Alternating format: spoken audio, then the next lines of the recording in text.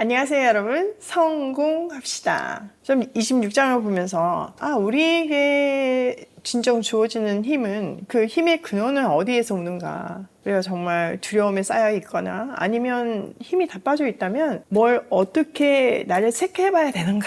그 시작은 무엇인가? 이런 것들을 생각해 보게 되었어요. 하나님의 경고의 메시지를 통해서 우리 삶을 한번 체크해보는 시간이 되면 좋겠어요. 자, 26장에서는 무슨 얘기를 하고 있는 중이라고 했죠? 네, 맞아요. 앞에서 하나님께서 말씀하신 그 말씀에 순종하면 복이고 거역하면 벌을 내린다. 이 말씀을 하고 있는 중이죠. 근데 이 저주의 말씀은요, 점점점 더 강도가 높아져요. 처음에는 개인 차원이었는데 그게 어겨졌을 경우에 점점점 공동체 차원으로 그 영향력이 확대되는 것을 볼 수 있죠. 자, 25절. 내가 너희에게 전쟁을 보내어서 너희가 언약을 어긴 것을 보복하겠다. 너희가 여러 성읍을 피하면 너희에게 재앙을 뒤따라 보내서라도 너희를 원수의 손에 넘겨주겠다. 내가 먹거리를 끊어버리면 열 여인이 너희가 먹을 빵을 한 화덕에서 구울 것이며 그 여인들은 빵을 저울에 달아 너희에게 줄 것이다. 그러면 너희는 먹기는 먹어도 여전히 배가 고플 것이다. 자, 네 번째 벌은요, 전쟁이 그 땅에 임하고 그들을 원수의 손에 넘겨줄 거래요. 자, 앞에 그 축복의 메시지 7, 8절에 나왔던 거 내용을 보면 아무리 많은 수의 적을 만나도 승리하게 될 것이라고 했죠. 이 축복과 강렬한 대조를 이루고 있어요. 자, 그 축복과 저주의 기준이 뭐라고요? 네, 하나님의 말씀이에요. 순종과 불순종의 결과는 이렇게 하늘과 땅 차이라는 것을 보여주시는 거죠. 자, 이렇게 계속 불순종했을 때 그 결과 양식이 끊어지고 극심한 배고픔을 겪게 될 것이래요. 어제 살펴본 세 가지 저주가 백성들의 회개를 유도하는 성격이 있었다면요, 이 네 번째 저주부터는 공동체의 생존을 위협할 정도로 그 강도가 강해졌음을 볼 수 있어요. 더불어서 처음 세 가지 저주 뭐였죠? 질병, 기근, 들짐승의 공격이 동반되거나 그것을 전제하에서 수위가 높아졌다는 것을 볼 수 있죠. 자, 27절. 이렇게까지 하여도 너희가 나의 말을 듣지 않고 여전히 나를 거역하면 나는 더욱 노하여 너희를 거역할 것이며 너희는 너희가 지은 죄보다 7배나 더 벌을 받게 될 것이다. 그렇게 되면 너희는 너희 아들의 살과 딸의 살이라도 먹을 것이다. 내가 높은 곳에 있는 너희의 산당을 모두 부수며 분향단들을 다 헐고 너희의 시체를 너희가 섬기는 그 우상들의 시체 위에다가 쌓아 놓을 것이다. 난 도저히 너희를 불쌍히 여길 수 없다. 자, 이 처음 시작이 뭐예요?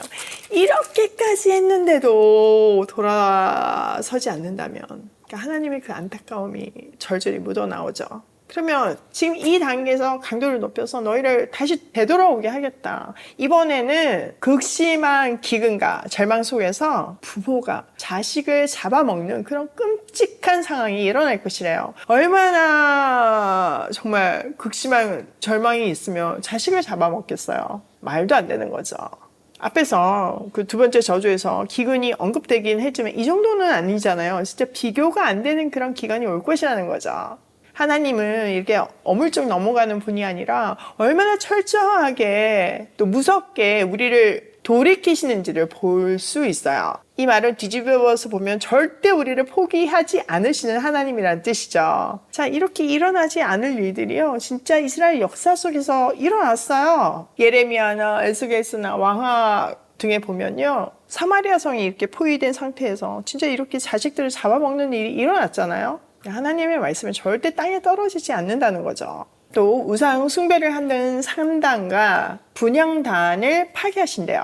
잘못된 신앙생활에 대한 직접적인 심판을 하신다는 거죠. 그리고 성읍과 성소를 황폐화시킨대요. 자, 성읍은 그들의 삶의 중심지이고 성소는 예배의 중심지잖아요. 그리고 이스라엘 공동체는 사실 예배를 중심으로 그 모든 문화가 발전되어 있는데 그게 파괴가 된대요. 그들의 삶이 와해된다는 의미예요. 더불어서 그들이 우상을 숭배하던 그 산당에 시체가 가득할 것이래요. 이게 무슨 의미냐 하면은 이스라엘 사람들이 왜 우상을 숭배했는지를 생각해 보면 돼요. 자, 그들이 우상을 숭배했던 이유는 풍요와 다산이죠. 그 모든 인간의 그 기본 욕망이잖아요. 자, 그 당시 풍요를 위해서는 비가 꼭 필요했어요. 기후가 따라줘야지만 수확을 할 수 있었죠. 그래서 그들은 그 우상을 섬겼어요. 비 내려달라고. 근데 정작 날씨를 주관하시는 분은 우상이 아니라 하나님이시잖아요. 그래서 하나님이 그 재앙을 내리시는 날, 그들이 우상 숭배로 인해서 그들을 심판하시는 날, 그 우상이 아무것도 아니라는 것을 보여주시기라도 하듯이 풍요와 다산을 준다는 그 우상에게 열심히 그 섬겼던 그 제단에 시체가 가득하게 될 것이다. 그건 아무것도 아니다. 이것을 확실히 각인시켜 주시겠다는 말씀이에요. 풍요는, 안전은 하나님만이 보장하신다는 것을 강렬하게 보여주시는 거죠. 자, 31절. 너희가 살던 마을들을 폐허로 만들고 너희가 드나들던 성소들을 황량하게 만들 것이다. 너희가 바치는 향도 기쁘게 받지 않을 것이다. 나는 또 땅을 황폐하게 할 것이다. 거기에서 사는 너희의 원수들은 거칠고 못쓰게 된 그 땅을 보고 놀랄 것이다. 나는 너희를 여러 민족 사이로 흩어버리고 칼을 뽑아 너희 뒤를 쫓게 할 것이다. 너희가 살던 땅은 버려진 채 거칠고 쓸모없이 될 것이며 너희가 살던 마을들은 폐허가 될 것이다. 자, 그 땅이 하나님의 저주가 임한 땅이 얼마나 황폐했던지 원수들이 쳐들어와가지고 깜짝 놀란대요. 그리고 그들의 예배를 받지 않으시겠대요. 불순종하면서 의무적으로 드리는 예배 받지 않으시겠다는 거죠. 그건 예배가 아니니까요. 이것은 뭘 의미하나요? 네, 맞아요. 이스라엘 백성들과의 단절을 선언하시는 거죠. 너희랑 나랑 상관없다. 그 결과 이 전쟁과 기근에서 겨우 살아남은 사람들이 있을 거잖아요. 그마저도 여러 민족 가운데 흩어버리시겠대요. 근데 흩어버리는데 가면 끝이 아니라 그 재앙이 그 뒤를 쫓게 해서 그들이 어디를 가든지 하나님의 심판이 계속 머물 거래요. 진짜 무섭죠. 하나님은 이토록 우리를 절대 포기하지 않으세요. 그냥 여러분 항복하시고요. 돌이키셔야 해요. 하나님이 사인을 보여주실 때요. 자, 34절. 그때야 비로소 땅은 안식을 누릴 것이다. 땅이 그렇게 폐허로 버려져 있는 동안 곧 너희가 원수들의 나라로 잡혀가 있는 동안에 비로소 땅은 쉴 것이며 제 몫의 안식을 누릴 것이다. 너희가 그 땅에 사는 동안에는 안식년이 되어도 땅이 쉬지 못하였지만 폐허로 버려져 있는 동안에는 땅이 쉴 것이다. 자, 그들이 다 쫓겨나고 나서야 그들이 말씀대로 안식하지 않고 막 땅을 굴렸잖아요. 욕심에 이렇게 부글부글 끌어올려가지고 땅을 막 혹사시켰잖아요. 그런데 그들이 쫓겨났을 때 비로소 땅이 안식을 가질 거래요. 죄를 짓고 우상숭배를 하고 분주했던 그 땅이 비로소 안식을 갖게 된다는 거죠. 하나님이 너희가 말씀대로 하지 않으면 그 땅이 너희를 토해낼 것이다. 그 말이 성취된다는 거예요. 자, 기본적으로 하나님은 앞에서 7년에 한 번씩 안식년을 가지라고 아예 그냥 법을 주셨어요. 사람을 잘 아니까요. 절대 욕심으로 멈추지 않을 것을 아니까 그렇게 법이라도 주신 거죠. 그런데 그 말씀을 지키지 않았죠. 중요한 사실은요. 인간이 아무리 하나님의 말씀을 거역한다고 해도 하나님은요 반드시 어떤 방법을 통해서도 그걸 성취하세요. 안식하지 않는 땅을 하나님의 방법으로 반드시 안식하게 하잖아요. 우리는 하나님의 손바닥에서 벗어날 방법이 없어요. 그것을 아는 것이 은혜이고 복이에요. 36절. 너희 가운데 살아남은 사람들이 원수의 땅에 끌려가 사는 동안에 내가 그들의 마음에 공포심을 일으켜 바람에 나무잎 떨어지는 소리만 나도 칼을 피해 도망가듯 기급하고 달아나게 하겠다. 그들은 아무도 뒤쫓지 않아도 달아나다 넘어질 것이다. 아무도 뒤쫓지 않아도 칼날을 피하여 도망하듯 서로 엎치락뒤치락 비틀거릴 것이다. 너희는 절대로 너희의 원수들과는 맞설 수 없다. 자, 하나님을 버린 이스라엘의 그 마음의 공포심은요, 완전 극에 달하게 돼요. 그래서 바람에 나무잎이 떨어지는 소리만 해도 막 누가 적이 쫓아오는 줄 알고 도망간대요. 자, 이 백성들이 어떤 백성들이었나요? 한때는 100명이 10,000명을 물리치던 정말 용감한 사람. 하나님이 그들 가슴에 충만할 때는 그렇게 용감한 사람들이었어요. 근데 이제는 아무도 뒤쫓지 않아도 스스로 두려움에 사로잡혀 있고 도망하고 넘어지고 서로 앞치락 뒤치락 하며 비틀거릴 것이래요. 자, 이런 상태로 전쟁을 하겠어요? 절대 할 수 없는 거죠. 그러니까 하나님 없이는 인생을 제대로 살 수 없다는 것을 명확하게 말씀해 주세요.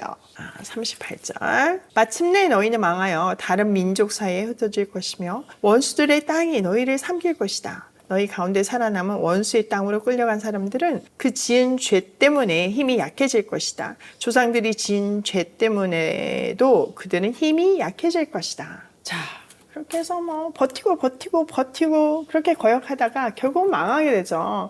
다른 나라에 끌려와요. 근데 그게 끝이 아니에요. 그 끌려간 나라에서 그 지은 죄 때문에 더욱 힘이 약해질 것이래요. 하나님의 수많은 경고에도 불구하고, 하나님의 사랑의 해초리에도 불구하고 하나님께 돌아오지 않은 사람들의 비참한 최후이죠. 자, 오늘 내용을 우리 삶에 한번 적용을 해보면요. 첫 번째, 좋은 말 할 때 돌아서자. 진짜 이거 뭐 이 글 읽으면 다짐되지 않나요? 하나님은요, 우리가 못 알아듣게 말씀하시지 않으세요. 분명하게 보여주시는데 우리의 강팍함, 또 하나님보다 내 인생의 주인이 나라고 생각하기 때문에 말을 듣지 않는 거예요. 근데 그 끝판왕을 다 보여주시잖아요. 최후를 보여주시잖아요.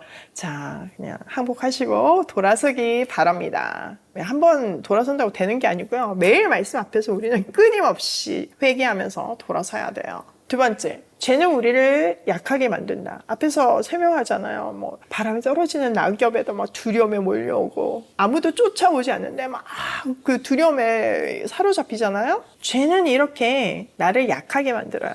하나님은 우리의 보호자시잖아요. 근데 죄가 그 하나님과 나의 관계를 단절시켜요. 그러면 나의 생명의 주관자, 나의 힘의 공급자, 그분하고 단절이 되니까 두려움이 쌓일 수밖에 없는 거죠. 점점점 우리는 약해질 수밖에 없어요. 내 마음에 계속 두려움이 밀려든다면, 도저히 일어설 수 없는 에너지가 없다면 하나님께 온전히 붙들려야 돼요. 은혜를 구하면서요. 그 시작은 말씀과 기도예요. 매일 아침 그냥 앉아서 들으세요. 믿음은 들으면서 나잖아요. 이렇게 꾸준히 듣다 보면, 말씀을 연구하다 보면 우리의 약한 심령이 어느새 강건해져 있다는 것을 발견할 거예요. 또한 아무리 강건해져 있다고 하더라도 우리는 연약한 존재잖아요. 그래서 바닥으로 떨어질 수 있어요. 그렇기 때문에 매일 이렇게 말씀 앞에서 새롭게 되는 그런 루틴을 꼭 지켜야 하는 거예요. 자, 세 번째. 하나님과의 온전한 관계가 진정한 힘이다. 여러분 동의하시나요? 저는 너무 동의해요. 사람들이 저한테 정말 많이 물어요. 어디서 그렇게 에너지가 나오냐고. 하나님하고의 찐 관계예요. 저는 늘 하나님이 딸바보 아빠처럼 느껴지거든요. 저를 그렇게 사랑하시는 그런 아빠처럼 느껴져요. 나를 그렇게 사랑하시는 아빠가 있기 때문에 저는 두려움 없이 정말 일을 벌릴 수가 있는 거고, 믿는 구석이 있기 때문에 두려워하지 않고 전진할 수 있거든요. 그리고 저도 지칠 때 있죠. 그럴 때마다 엎드리면 하나님이 놀랍게 힘을 주세요. 제가 지난 강야 시간을 요약하자면 절벽대로 이런 표현을 써요. 진짜 밤마다 길이 없으니까 절벽 같아요. 근데 새벽에 이렇게 새벽 기도를 하고 나면요, 진짜 대로가 생겨요. 하루 갈 수 있을 만큼요. 그 10년 넘는 그 훈련이 제게 얼마나 감사한지 몰라요. 그 광야를 통해서 저는 정말 하나님하고 그 찐 관계가 된 것 같아서 무엇하고도 바꿀 수 없는 귀한 시간이 그 시간이었어요. 넘치는 활력은, 한계 없는 꿈은요, 하나님하고의 온전한 관계에서 나온다는 것을 기억하시며 말씀 앞으로 다시 돌아가는 우리가 되기로 해요. 오늘도 좋은 말 할 때 돌아서며 하나님과 찐 관계 속에서 힘을 얻고 고고싱해요.